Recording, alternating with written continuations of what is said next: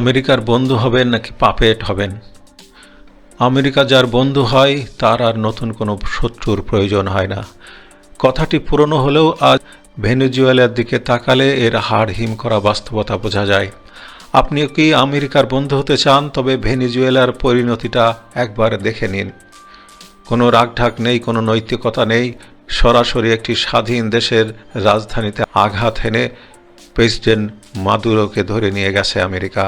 সাংবাদিকরা যখন ডোনাল্ড ট্রাম্পকে জিজ্ঞেস করলেন ভেনেজুয়েলা এখন কারা চালাবে, ট্রাম্প ৩২ দাঁত বের করে হাসতে হাসতে বললেন, আমার পেছনে যারা দাঁড়িয়ে আছে তারাই এখন ভেনেজুয়েলা শাসন করবে।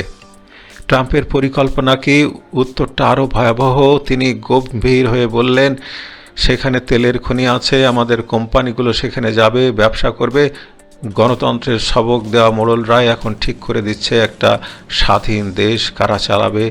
ভেনেজুয়েলা শেষ, এবার তাদের লক্ষ্য নাকি কিউবা।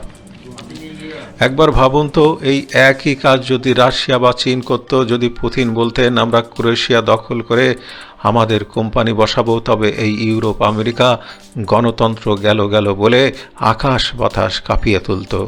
কিন্তু এখন সবাই চুপ। প্রথমে করিনা মাসাদোকে নোবেল প্রাইজ দেওয়া হলো, এরপর মাদুরোকে সরিয়ে এখন নিজেদের পছন্দের পুতুল মাসাদোকে ক্ষমতায় বসানোর নীল নকশা চলছে।